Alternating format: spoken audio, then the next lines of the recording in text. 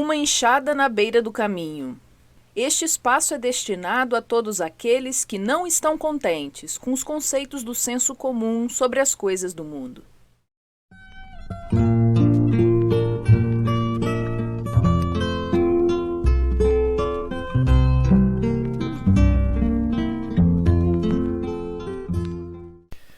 Amigos ouvintes, bem-vindo ao nosso programa de hoje.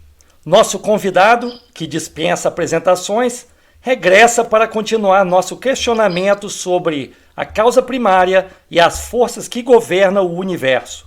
Caliban Calitz, seja bem-vindo de volta. Ô João, muito obrigado mais uma vez. Meu amigo Caliban, você nos deixou curioso no último encontro, quando falou de duas forças do universo. Estaria você se referindo à ideia sobre Deus e o diabo? É nisso que se baseia a sua crença? Bom, eu acho engraçado você falar isso, né? Eu falei em duas forças que eu consigo perceber na observação do universo e, a princípio, eu não pensei em Deus e diabo, eu não pensei em religião, não. Talvez a gente venha falar desse assunto, né, sobre essa existência ou não, né, em religião, dessa figura aí do diabo, né, mas vamos deixar lá mais para frente, né? O que eu tinha em mente era tentando observar o universo e encontrar uma constatação, que eu acho que é uma constatação comum. A gente tem no mundo, a gente tem matéria, já se descobriu a antimatéria, a gente tem a matéria escura, tem a matéria visível, tem a matéria escura, nós temos a vida e a morte competindo na natureza o tempo inteiro. Você nasce e imediatamente você começa a morrer. Você tem o dia, você tem a noite, você tem a luz, você tem a treva, a escuridão, você tem a ordem, você tem o caos. E como é que eu conceituo o caos? O caos seria a desorganização, confusão. A gente observa os movimentos de construção e de desconstrução, de destruição, né? Seria de destruição. A gente marca o início das coisas, mas sinaliza também o fim das coisas. A gente observa as consequências e tem as causas, né, que geraram esses efeitos, né, na consequência. Nós temos a luta permanente no mundo social entre a verdade e a mentira, as crenças afirmativas, as crenças negacionistas, né, crenças de negação. Nós temos a tradição combatendo o progressismo. Nós observamos na atualidade do mundo a presença da empatia, do altruísmo, em oposição à falta de caridade, à indiferença para com o semelhante. Nós podemos observar o bem, considerado isso do ponto de vista ético, né? Aquilo que é o bem social. Nós observamos também o mal social. Na geopolítica, nós observamos nações fortes que são dominadoras, observamos nações periféricas, né? Em oposição aos países centrais, que são países fracos, que são submetidos. Nós temos muita riqueza concentrada no mundo, temos muita pobreza espalhada pelo mundo. Na atualidade, nós estamos assistindo uma luta titânica entre a civilização e a barbárie. Nós temos as lutas de gênero, né? O masculino e feminino, masculino muitas vezes sobrepujando o feminino. Nós temos um futuro que quer nascer e um passado que não quer morrer. Nós temos alegria, pouca é verdade, muita tristeza compartilhada por todos. Nós temos para uma semana, 2 de felicidade, nós temos anos, muitas vezes, de infelicidade, de desgraça. Nós temos afirmação de fé e temos a presença da descrença a cada passo da nossa vida. Então é sobre isso que eu falei, essas duas forças a que me referi, são essas forças que dá para se perceber com clareza no mundo a existência delas. Mas o que eu queria falar, você tocou nessa questão religiosa aí, né, da existência ou não, né, do diabo e tudo, né? Então, eu comecei falando de causa primária e disse anteriormente que nós poderíamos simplificar esse conceito para não ficar repetindo causa primária, né? Causa primária de todas as coisas. Podemos simplificar isso, falar Deus, se a gente se entender perfeitamente o que isso significa, né? E quando nós falarmos Deus, nós vamos falar essa causa primária. Nós não estamos falando de um velho na poltrona, né? Não estamos falando de uma pessoa, nós não estamos falando de um líder de um país, nós não estamos falando de uma estátua, nós não estamos falando de um mito, nós não estamos falando absolutamente do que a maioria das pessoas conceitua como sendo Deus. Alguém que seja do seu lado, que vai fazer tudo para você, que vai ser o seu servo, né? Bastando que você cumpra a vontade dele, então ele vai ficar submetido a você. Porque o Deus que as pessoas acreditam, né? Mesmo o Deus das religiões mais avançadas, vamos dizer assim, né? Que saíram dos fetiches, ainda é um Deus submetido aos caprichos do ser humano. Ele não deixa de ser um Deus feito à imagem e semelhança das pessoas. Então, esse Deus não é dele que eu estou falando, não. Então, se eu falo causa primária, eu vou só para simplificar aqui as falas, né? Toda vez que eu falar Deus, estarei na minha mente, né? Está essa noção de que é uma causa, de que é o princípio das coisas, né? E, simplificadamente, Deus, né? É isso que a gente está falando. Então, eu não cogitei, a princípio, dessa questão religiosa, não, de colocando assim o diabo como opositor de Deus, nada disso, não. Né? Uma coisa bem teológica, não. A minha ideia foi realmente da observação das coisas, e todos os tipos de coisa. Você olha na natureza, você vai ver essas duas forças. Você olha na astronomia, você vai ver a presença dessas forças. Você vê na sociedade humana, você vai ver essas forças. Se você se atentar, você vai observar todo o tempo, né? Que existe esta oposição ou complementação, né? É uma coisa que parece se opor e às vezes que se parece se complementar. No caso do masculino e do feminino, isso é bem claro, né?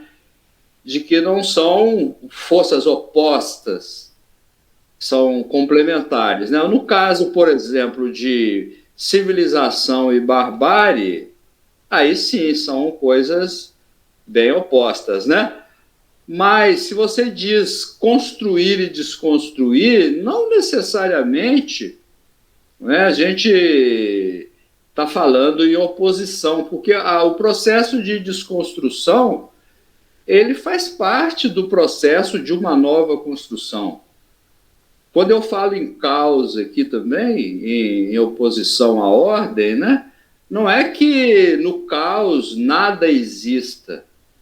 O caos, como ele pode ser simplificadamente, nós podemos falar que é uma confusão, mas o que é uma confusão? A confusão é que aquelas mesmas coisas que na ordem estão, né, ou chovendo molhado, que estão em ordem, no caos as mesmas coisas estão fora de ordem. Mas as mesmas coisas existem. Tudo está lá, né? No caos, tudo está lá, mas não está do jeito que deveria estar, do jeito certo de estar, né? É isso que me refiro. Então, essa discussão eu gostaria que fosse mais para o terreno filosófico, né? Para a gente chegar em alguma análise de consequência moral para nós, né? Mas que nós não partíssemos dessa discussão. Assim. Estamos falando de Deus e do diabo, que me parece uma discussão bem maniqueísta, né? É uma discussão ancestral, né? Me parece que nós estamos lá na Mesopotâmia ainda, com Hormuzd, o deus da luz, né? E Arimã, o deus do mal. Aliás, foi de lá, provavelmente, que a cultura de Israel colheu essa noção de dicotomia no poder, né? De um Deus trabalhando para a luz e outro Deus trabalhando para a escuridão, né? A proximidade daqueles povos lá com a Mesopotâmia, que eram um povo, eram povos, né, na verdade, muito influentes sobre os países circunvizinhos, que talvez tenha levado e trazido até nossos dias essa noção aí do adversário permanente de Deus, né? Eu não sei se é exatamente isso, né? Falando de Deus, então, Deus, né, a causa primária, agora eu vou simplificar, Jota, eu vou falar Deus, tá? Falando de Deus, tem coisas que nós sabemos que Deus não pode ser. Embora nós não saibamos exatamente o que ele é, na verdade, em sua essência profunda, tem coisas que o simples exame leva-nos a concluir que Deus não pode ser, por exemplo, Deus não pode estar sujeito ao tempo. Porque o tempo, ele traz transformação. Transformação é mudança de aspecto e mudança de forma. Tudo aquilo que está sujeito ao tempo está sujeito à degradação, ao envelhecimento, ou digamos assim, né, aqui na Terra, nós diríamos assim, né, está sujeito a se estragar, né, a perder aquele vício original, se desfazer ou deixar de funcionar. É o que acontece, né, com qualquer coisa que esteja sujeita ao tempo. Então, uma coisa que é axiomática é de que Deus é eterno. Nós falamos bastante sobre eternidade lá para trás, né? Nós frisamos muito que a vida futura só pode ser eterna, que a vida anterior só pode ser eterna também, e isso é coerente com o que nós estamos falando agora, que Deus só pode ser eterno. Se nós entendemos bem o que é esse eterno, né? Muitos poderiam entender que eterno é um tempo sem fim, é uma quantidade absurda de anos, né, e tudo. Mas nós podemos ter um outro conceito de eternidade que eu acredito que seja mais próximo do que é a eternidade, que é você falar a temporalidade. É que não tem tempo. Porque eternidade é isso, né? Não tem tempo. O que é o tempo? O tempo é uma marca que nós fazemos, é um espaço que nós fazemos e recortamos a eternidade. Já dissemos, começa aqui, termina ali. Isso é que é o tempo. E Deus, a gente não pode demarcar o início e o fim de Deus, onde ele começa, onde ele termina. Porque ele é a própria medida. Então, essa noção de eternidade é de atemporalidade. Então, Deus não pode estar sujeito a nenhum tipo de mudanças, Então, quando nós falamos que Deus é imutável, né, que ele não muda, é nesse sentido. Ele, por não mudar, ele não pode ser aquilo que a gente conceitua como matéria. Ele não pode ser isso. O que é matéria para nós? É aquilo que está em transformação, em nova forma, né? Que do grego, forma, né? O morfo lá, né? Metamorfose, você vai assumir uma outra forma. Então, assumir forma é você ser material. Isso que é matéria, né? O conceito. A gente sabe que hoje matéria, né, não é como era em 1500 o conceito, evidentemente, né? Hoje a gente fala em vibriões eletrônicos, né? Circuitos fechados de alta vibração, né? Que é isso que é matéria, né? Mas Deus não pode ser nada daquilo que nós conceituamos como matéria, né? Eu não posso transformá-lo, pegar um pedaço de Deus, fazer assim, entende? Deus tem que ser imaterial, tem que ser eterno e tem que ser imutável. A presença dessas duas forças que eu falei, elas precisam ser analisadas. Essas forças existem, elas fazem parte da observação, inclusive científica, né? No terreno religioso, o homem procurou ter uma solução simplista para isso, né? Colocando lá um ente do bem e um ente do mal. Mas, né, na verdade, nós não estamos... Né, não é exatamente nisso que nós acreditamos, aí respondendo a sua pergunta, né? Se eu acredito, né, em Deus e o diabo dessa forma teológica que nos é apresentada, né? Dessa forma, não. Mas acredito de outra forma, ok? Perfeito, Caliban. E te pergunto, e se o universo acabar um dia, né? Ou pela expansão ilimitada até a desagregação completa da matéria, ou talvez pela reversão do movimento e colapso, né, do sistema inteiro, né? Como ficamos aí com essa história de causa primária, de duas forças, etc., né? Essas duas forças, por exemplo, se anulariam? Você me pergunta, né, se o universo acabaria, né? Se ele chegaria ao seu fim, né? Eu vou te fazer uma pergunta também. Se isso é uma hipótese, se essa é uma hipótese de o universo, um determinado dia, chegar ao fim, por que ele não teria chegado ao fim até hoje? O que nós estaríamos esperando para ele ter acabado? Não sei se eu estou me fazendo entendido, porque você coloca essa iminência de acontecer, você coloca num futuro distante, não é verdade? Mas o que impede dessas circunstâncias aí de autodestruição já terem ocorrido? Você me pergunta se essas forças, né, elas se anulariam, seria uma hipótese, né, de levar à implosão do universo inteiro. Você colocou, a matéria se espalha de tal maneira e ela fica tão rarefeita, não é assim? Que a expansão termina, né? A tal expansão que dizem, né, que está acontecendo, os cientistas dizem, uns acham que não, né? Tem outros que acham que é diferente.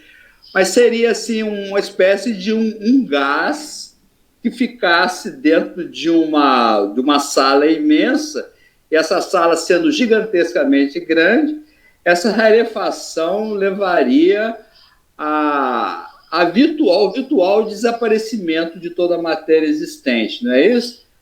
Mas eu te pergunto, mesmo que ocorresse essa rarefação, estaria acabado pelo simples fato de estar rarefeito? Teria terminado o universo porque uma parte mais grosseira desse universo tivesse deixado de existir? Aliás, a pergunta que eu lhe digo eu faço para você é o seguinte: essas forças que eu falei, eu disse para vocês que elas têm sinal contrário, né? Eu falei que tem sinal contrário. Mas elas têm a mesma intensidade uma da outra? Essas duas forças, elas têm a mesma intensidade? Eu vou até usar um exemplo aqui. Eu vou falar até se essa força de sinal negativo, né, vamos atribuir, né, a força de destruição um sinal negativo, tá? E sinal, porque é uma mera convenção, né? Eu vou atribuir um sinal positivo à força de criação, né? E vamos colocar um exemplo da luz e da escuridão. Imaginemos uma luz no meio de uma escuridão imensa.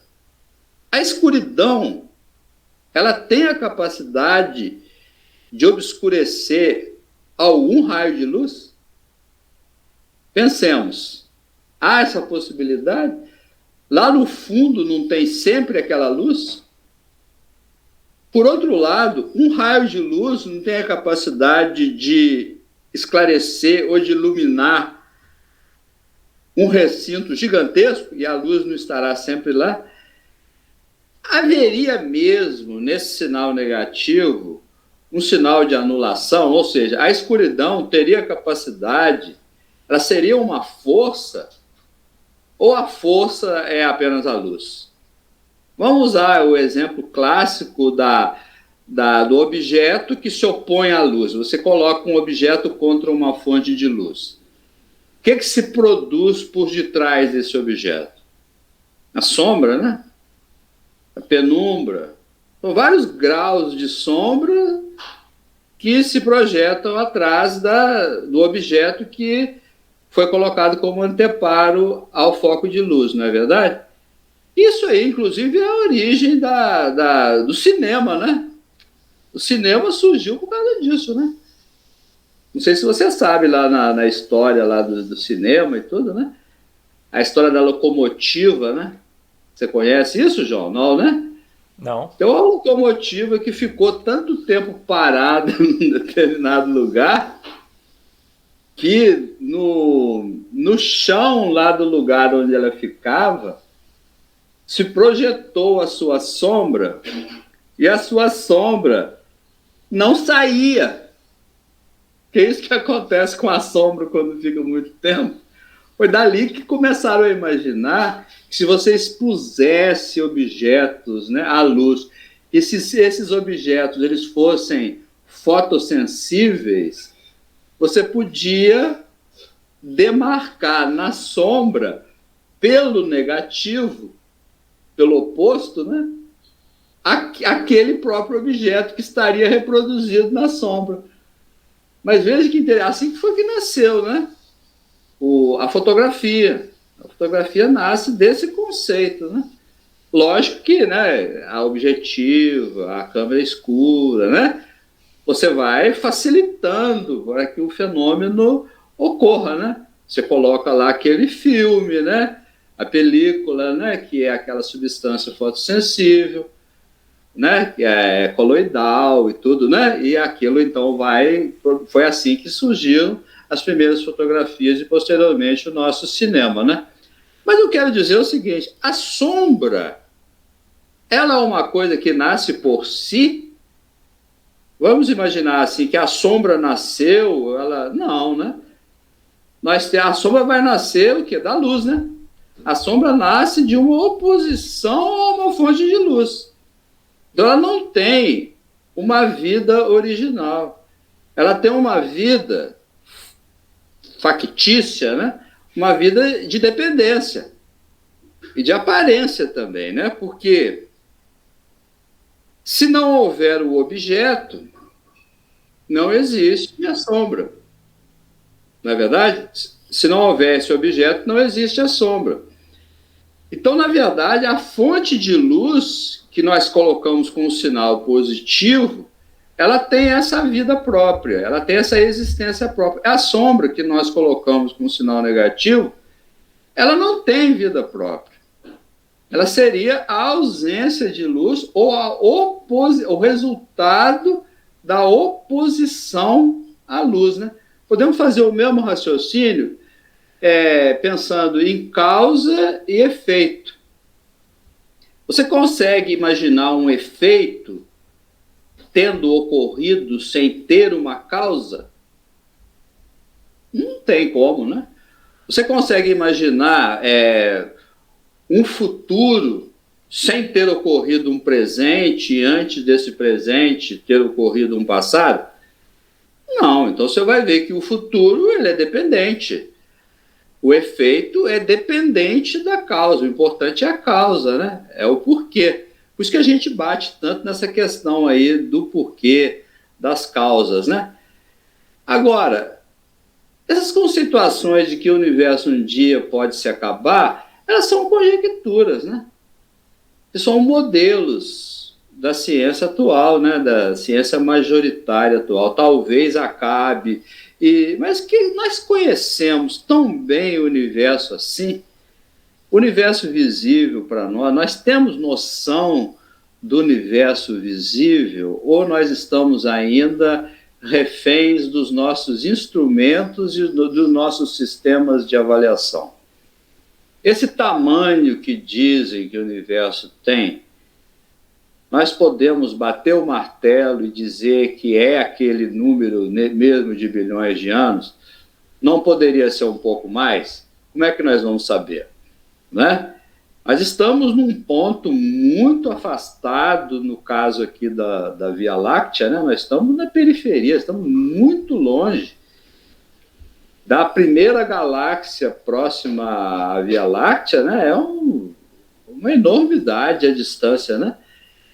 Lógico que esses modelos, eles terão necessariamente as suas limitações. Nos anos que vêm pela frente, com certeza nós vamos ter mais informações sobre o universo. O que é? E outra coisa, o universo que nós conhecemos, suponhamos que ele chegue ao fim. E será que não tem outros universos não que se iniciarão?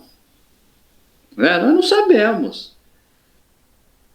E o que existia antes da existência desse universo? Existia alguma coisa? Nós estamos suficientemente informados sobre o que vem a ser exatamente essa tal de antimatéria? Nós conhecemos mesmo suficientemente sobre essa matéria invisível de que fala a ciência na atualidade? A realidade é que nós temos muitos modelos, né? Nós temos inúmeros modelos, mas nós não temos uma afirmação categórica, né? E você fala aí, vamos então no modelo mais pessimista que nós podemos ter, né? O universo então chega realmente ao fim e o que ocorre após? Nada, né? Acaba tudo. Não parece ser uma coisa mais difícil de explicar do que a sua continuidade? Como é que, aliás, né, é irrelevante para nós quando o universo, hipoteticamente, chegar ao fim, essa é a nossa discussão, não é verdade? Se ele vai chegar ao fim, é inútil nós estarmos discutindo aqui, né? Enquanto ele morre, e morremos todos, né? E desaparece a matéria e tudo deixa de existir. E o que sobra? Sobra um ponto? O que é? Uma sala vazia? Não é mais complicado você imaginar que ele acabe do que imaginar que ele mesmo rarefeito continue a ser alguma coisa? Não é mais lógico, né, que nós imaginemos isso? Bom, outra coisa que eu falei aí é que não nos parece que essas duas forças de sinal contrário, por mera convenção, né, matemática, não nos parece que elas tenham a mesma intensidade, não. Não nos parece que elas tenham assim, uma anula a outra, não. Pelo contrário, se nós observarmos a vida e a morte, existe uma explosão atômica e se devasta uma região imensa aqui no nosso planeta. Deixa de nascer, né? Muita gente, fetos são alterados, né? nascem monstruosidades durante um período. E parece que as formigas resistem, né? As formigas resistem. Você vê formiga dentro de forno micro-ondas, né? Formiga resiste ao frio, resiste ao calor e tudo. Você abandona uma cidade, tá? A cidade é limpa todos os dias. Aliás, teve até um filme muito interessante sobre isso, né? Não me recordo agora o nome, que a cidade, né, ficava abandonada. Uma semana depois, a quantidade de lixo, né, nas ruas, e, né, os garis não estão passando. Daqui a pouco, os insetos que estavam temerosos do homem começam a sair, né, dos bueiros e de suas tocas, né? Os animais selvagens, né, que estavam contidos pela cerca dos homens, começam a chegar. Chegam os lobos, chegam, né, os animais considerados ferozes, né? Você já observou que, se não passar a turma da prefeitura capinando, em pouco tempo, nas frestas do cimento, a terra continua a brotar? Então é complicado você anular a vida. Então não me parece que a morte ela seja vitoriosa, não.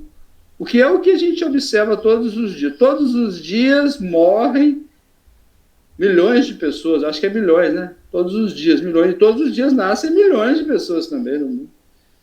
E a taxa de natalidade supera, né, a taxa de mortalidade.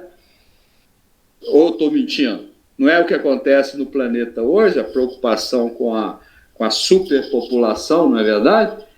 Então, não me parece que o sinal negativo ele seja de mesma intensidade do sinal positivo, não. Eu estou citando isso em termos de vida, sobrevivência da vida biológica, né? E a vida humana, o homem também é bastante resistente, né? Está aqui há bastante tempo, em várias condições de penosidade, e continua, né? Nós continuamos. Então, eu não acredito que as duas forças se anulem, não. Venham se anular. Não, eu acho que há um plus. Há um delta aí, né, de resíduo de vida sobre morte, de civilização sobre barbárie, tá? De verdade sobre mentira, de ordem sobre o caos, né? Eu acho que sempre vai ter um ganho, né? E se anulasse, né? Se a coisa fosse assim, aquele famoso giro de 360 graus, né? Como dizem, né? Girou 360 graus, o que acontece? Nada, né? Eu estou no mesmo lugar, né? Mas não acredito que seja desse jeito, não. É o que mostra para a gente a vida, né? A vida está aqui na Terra há o quê? Alguns bilhões de anos, não é verdade? Está aqui, ela está resistente. Ela continua. E a espécie humana? A espécie humana está há alguns milhões, podemos falar assim, de 2 milhões, em torno de 2 milhões, até mais do que isso, a gente não sabe, né? E estamos aqui, né? E a Terra já presenciou, o nosso planeta já presenciou espécies que vieram, que desapareceram, né? O homem já se aperfeiçoou de várias maneiras, né? Por que motivo deveria ser paralisado esse progresso, né?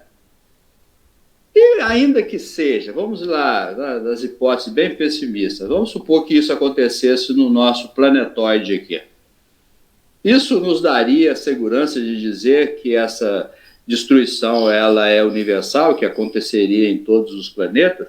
Ou nós ainda acreditamos que só o nosso planeta, no universo imenso, ele é capaz de oferecer as condições ideais para a vida?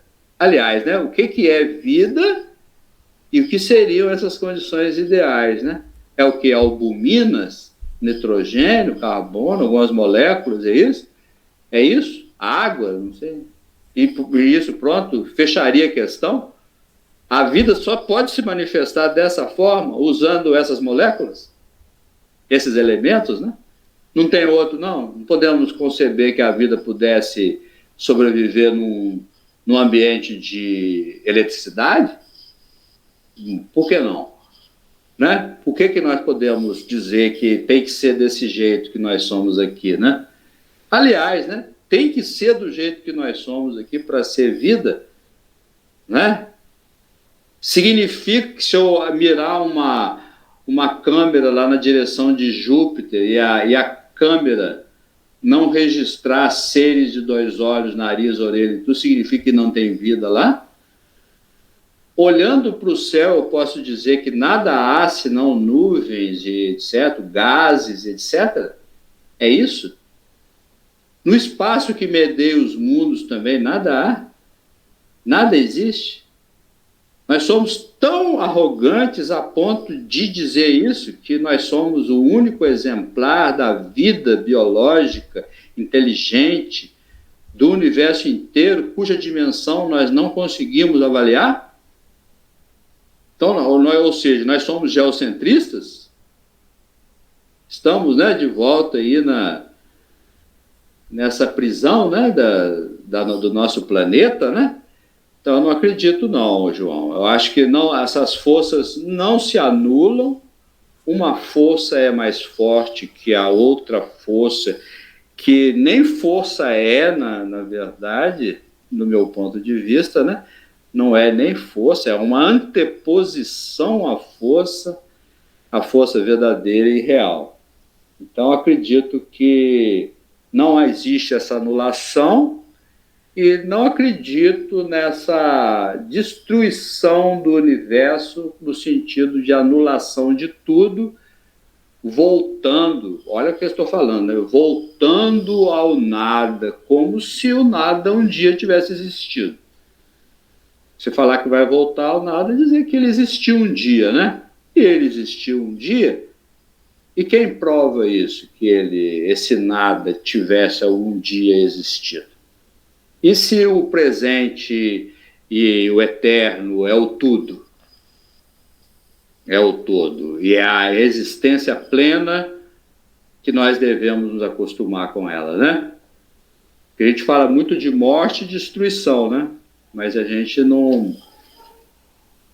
ainda não consegue conceber a vida, né, na sua plenitude. Nosso discurso é sempre um discurso de morte, né? Um discurso de negação, de destruição, de anulação, de esquecimento, de zeramento, né? E se for exatamente o contrário de tudo isso, né? Então nossos modelos estariam todos errados. Muito bem, Caliban. Então, resumindo aqui sua resposta, estou correto em deduzir que o diabo na concepção religiosa não exista? Eu não falei isso. Aí é que está o problema. Eu falei que ia falar mais sobre isso depois. O fato de eu ter desviado desse assunto de Deus e o diabo, de oposição, não quer dizer que teologicamente nós não possamos discutir essa questão. Então vamos lá, tá? Vamos falar sobre... Eu gosto mais de falar sobre a parte positiva, né? A parte propositiva, afirmativa da causa, que é Deus. Vamos falar um pouco sobre Deus, o conceito, por exemplo, o que eu imagino que possa ser. A primeira questão primordial é se Deus ele é um só ou se Deus é muitos deuses. Eu acho que essa é uma questão primordial, porque foi aí que divergiram nos passados as religiões monoteístas e as religiões politeístas, né? Deus, afinal de contas, ele é um só ou são muitos deuses que são as causas de tudo que acontece? Vamos lembrar do texto bíblico, né? Que está lá no Gênesis de Moisés, é atribuído a Moisés, né? Por que é atribuído a Moisés? Porque lá narra a morte de Moisés, obviamente não foi escrito por Moisés, né? Porque ele não tinha esse poder ainda naquele tempo, né? Então foi escrito por outros, pode até ter ideias dele lá. Será que ele escreveu alguma coisa? Né? Porque a gente não sabe de nada, faz muito tempo que já passou, né? Mas lá está escrito assim, na criação do homem, né? tá assim, ó, façamos o homem a nossa imagem e semelhança. Façamos. Está na segunda pessoa do plural, é nós. Olha que interessante, né? Então, esse Deus coletivo, ele está presente lá no Gênesis de Moisés, né? Desçamos, na criação da Torre de Babel, está assim: desçamos e confundamos a linguagem dos homens. Está no coletivo. Na destruição de Sodoma e Gomorra, né? Essa destruição, será que existiu, será que não existiu, né? Também está lá.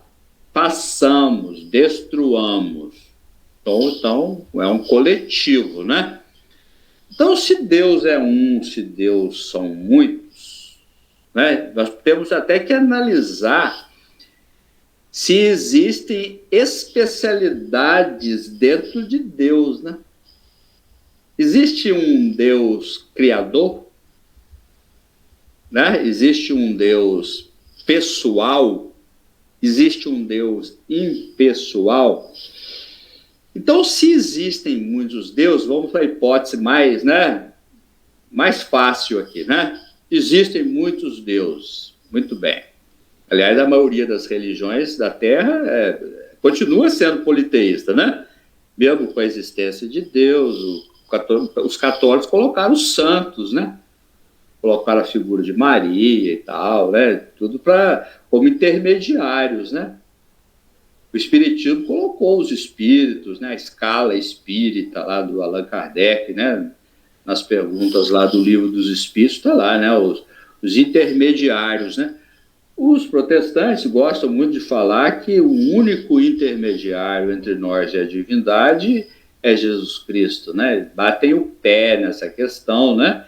Se você não aceita isso, você então não pode ser daquela crença, né? Não ter aquela profissão de fé. Sendo um ou sendo muitos, vamos para a hipótese de serem muitos os deuses. Esses deuses, se forem muitos, se a resposta for são muitos deuses, necessariamente esses muitos deuses deverão estar em pleno, completo e absoluto acordo entre si. Não existe outra possibilidade. Porque se só um deles divergir, você implanta a confusão no universo. Se só um deles. Então, esse poder, esse todo poder, essa onipotência, se ela for dividida, tem que ser uma sintonia perfeita, uma hierarquia total, em que todos obedecem a todos durante todo o tempo, sem divergirem em nenhum ponto. Será que isso existe? Então, eu vou lançar essa pergunta. Será que existe? Será que não existe? Talvez exista, né? Talvez existam entes, né, que estejam nessa sintonia perpétua, profunda, né, visceral. Agora, de qualquer maneira, se eles estão de pleno acordo, absoluto, total acordo, sem exceção de espécie alguma, eles obedecem a uma mesma ideia. E essa ideia é que, então, seria o Deus. Essa ideia que estaria necessariamente fora de todos eles. Ainda que eles fossem infinitos deuses, o Deus ao qual eles obedeceriam estaria necessariamente fora deles. Seria transcendente a eles.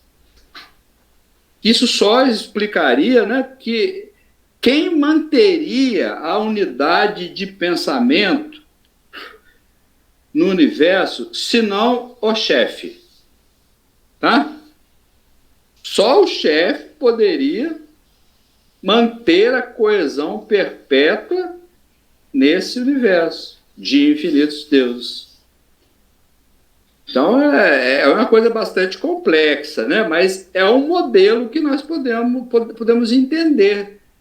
Então, se existe a plena obediência de um obedecendo a todos os outros, e todos obedecendo a um só, então esse sistema nós podemos chamar de harmonia perfeita, que seria a completa obediência de todos. É o que a gente tem como meta na sociedade, aliás, não é?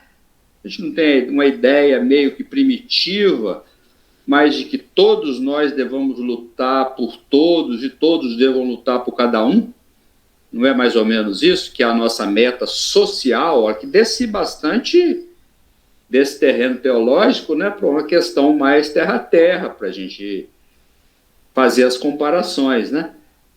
A noção de Estado não vem a ser isso? O Estado não é quando cada qual deixa de cumprir a sua vontade e, para ser defendido, ele não passa cedendo a sua vontade na obediência da lei, não fica a sua defesa? O organismo maior não faz a sua defesa? Por exemplo, a violência simbólica, ela é patrimônio do Estado, não é isso? A violência simbólica em qualquer país, ela é patrimônio do Estado. Ou seja, é o Estado que prende, é o Estado que faz a guerra, né? É o Estado que... Então ele faz com que o cidadão não tenha que exercitar a violência, não é verdade?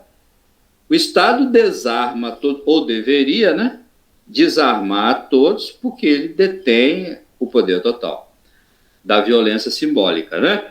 Então, essa questão, então, da obediência que a gente tem nessa análise social, ela pode ser entendida também nesse modelo teológico, né? Que a harmonia total e plena do universo seria a obediência total ao Criador de todos, né? Criador de quem? De todos os outros deuses, né?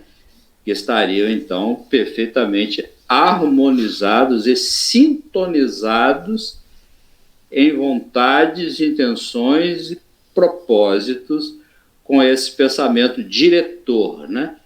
A harmonia, então, seria seguir esse pensamento diretor, né?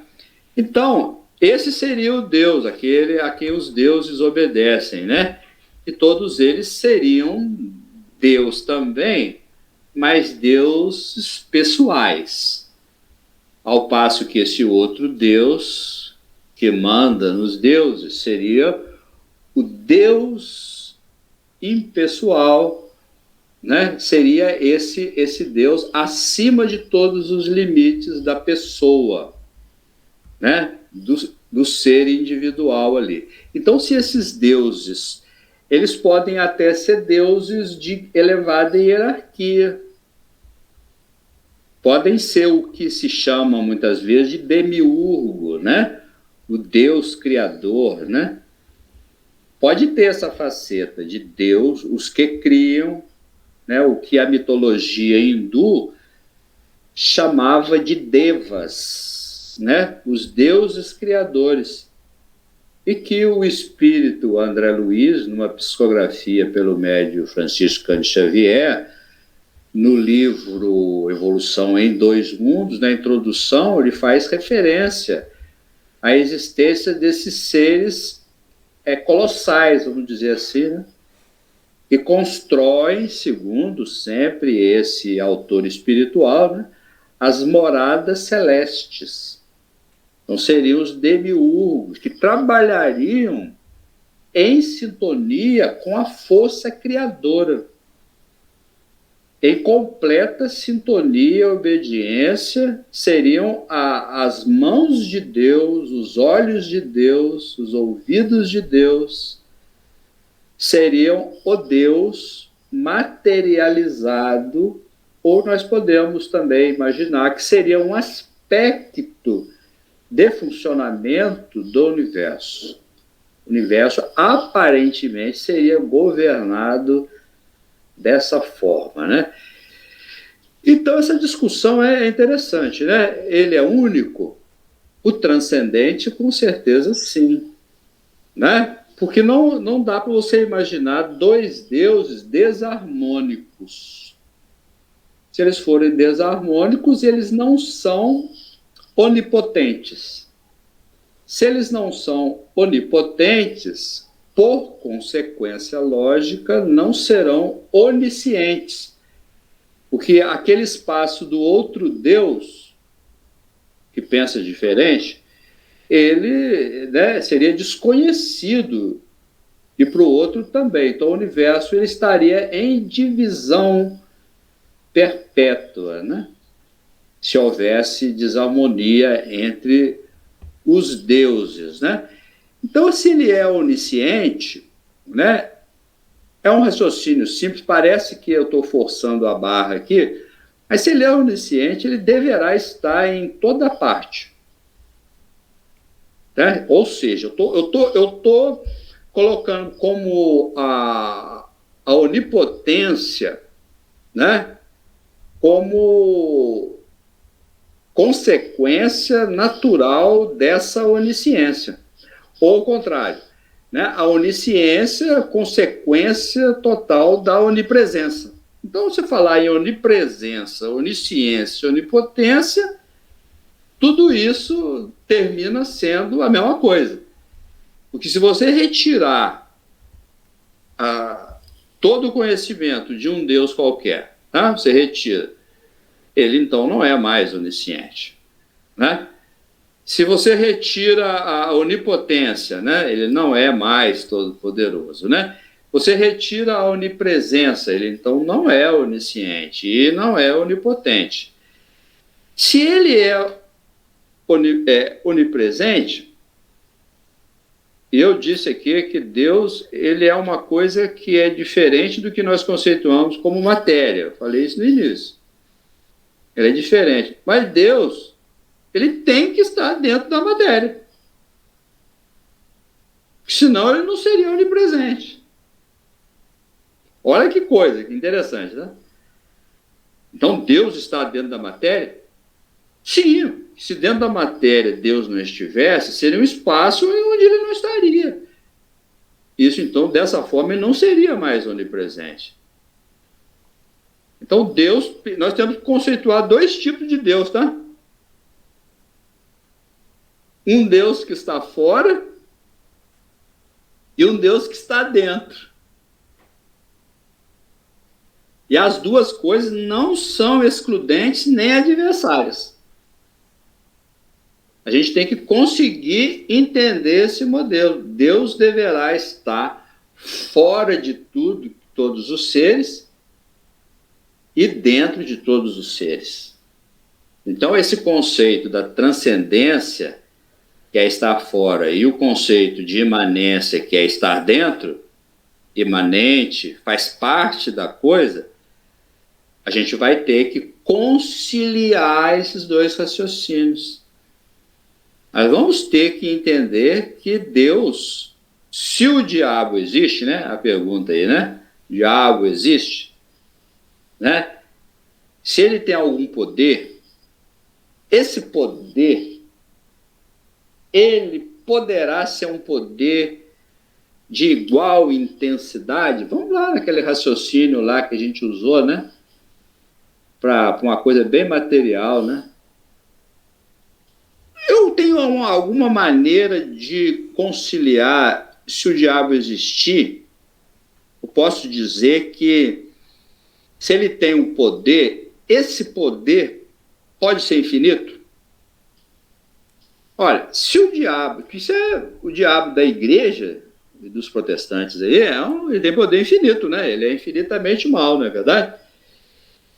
Se ele puder ser infinitamente mal, Deus não poderá ser nunca infinitamente bom. Você consegue entender esse raciocínio? Não é possível conciliar a existência de um ser infinitamente mal com um ser infinitamente bom? Porque se o diabo não pode ser infinitamente mal, porque se isso fosse possível, Deus não poderia ser onipresente, nem onipotente, nem onisciente. Então, se o diabo existe, que é uma teoria, né? Se o diabo existe, ele pode ser mal, mas ele não pode ser infinitamente mal. Ele só pode ser finitamente mal. Se chocaria, então, com esses raciocínios, né? Desses atributos, né? Desse que nós chamamos de Deus, né?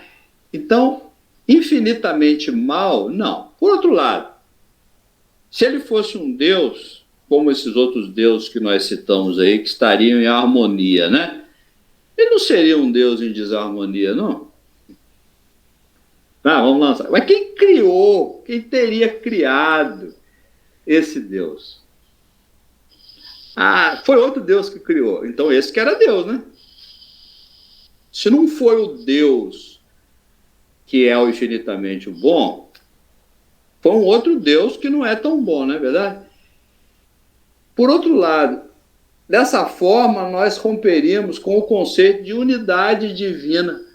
Então nós vamos chegar por vários raciocínios exaustivos, tá? A seguinte conclusão, tá? E foi Deus quem criou o diabo, se ele existiu. Se ele existe ou existiu, né? Foi Deus quem o criou. Não tem outro jeito. Não sobra outro tipo de raciocínio, tá? Se o diabo existe, é porque Deus o fez, né? Agora, Deus não o fez infinitamente mal, porque isso seria perder o controle total, não é verdade, do universo? Né? Por outro lado, ele então perdendo a sua... Por que eu falo que Deus teria de ser infinitamente bom? Porque se ele deixasse de ser bom numa determinada época, ele não seria infinitamente bom, não é verdade? Ele teria um pouquinho de maldade dentro dele, de descaso, de desleixo, que não deixaria de ser maldade. Então, o conceito, eu não vou perder muito tempo, posso até falar em outras oportunidades, né, de que Deus é bom. Aliás, foi Jesus que falou isso, né, quando o moço rico chegou para ele e falou, né, mestre, né, é bom mestre, né, e o Cristo respondeu a ele, por que me chamais assim? Bom só o é Deus. Entende? Então ele recusou, inclusive, o título de bom, né? Entendendo que a suprema bondade, a infinita bondade, ela só existe em Deus. E isso é axiomático, né? Dispensa comprovações. Se nós não entendemos isso ainda, eu acho que não serve para nada a história, estudar, ir para a escola, tá? Pensar em civilização, falar em progresso, né? Eu acho que é axiomático, né? Que Deus é bom, né? Não tem como. E se Deus fosse mal, e se o universo fosse todas avessas, né? O que nós estaremos fazendo aqui, né? Seria uma loucura, né? Então é evidente que Deus é bom e, além de ser bom, é infinitamente bom. E, além de ser bom, é infinitamente justo. E o diabo? O diabo, ele pode ser onipresente? Claro que não. Né? Se fosse onipresente, ele seria Deus. Ele pode ser onisciente? É claro que não. Se ele fosse onisciente, é ele que seria Deus. Não é verdade? Então, o diabo, se ele existe, que é uma outra questão, né, como figura aí, se ele existe, ele foi necessariamente obra de Deus. Então, eu vou dizer o seguinte, o diabo, né, o diabo mais diabólico que possa existir, Deus está dentro dele como está dentro de todas as coisas. Então não tem como, né? Dentro do diabo está Deus. Mesmo contra a vontade dele, né? será que isso nos lembra o próprio homem? É a pergunta aí, tá? Será que isso nos lembra o próprio homem? É isso aí, João. É um raciocínio muito, né? Eu gosto de viajar nessas coisas, tá? Perfeito, Caliban. Bem, chegamos assim ao fim de mais um programa. Nossa gratidão e sincera vai para os nossos ouvintes que ontem, hoje ou numa manhã qualquer escutarão esses diálogos e tirarão o proveito adequado. E claro, gratidão de igual tamanho, intensidade, amplitude vai para o nosso amigo Caliban Calitz por mais uma oportunidade de aprendizado que nos propiciou hoje. Muito obrigado, Caliban. Eu que agradeço sempre. Eu vou dizer por que eu agradeço, João, tá? Porque esses pensamentos, né? Eu não acredito, obviamente, não tenho a menor intenção de achar que eu estou sendo original em nada, não. Tá?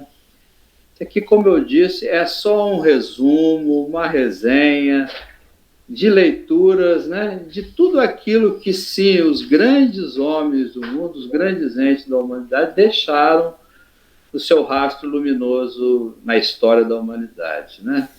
Quisera eu poder ter alguma qualificação em alguma ciência, mas nada tenho, tá?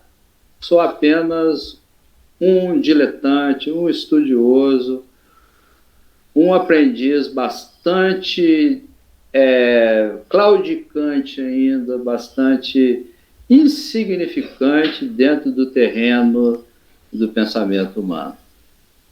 Mas, de qualquer maneira, agradeço aí pela oportunidade, pela amizade que você me dedica, né, e me dá esse espaço, né, e que eu fico muito feliz de ter essa oportunidade. E aqui encerramos esse podcast. Muito obrigada por sua companhia. Gostou? Então se inscreva no nosso canal e nos acompanhe. Até logo!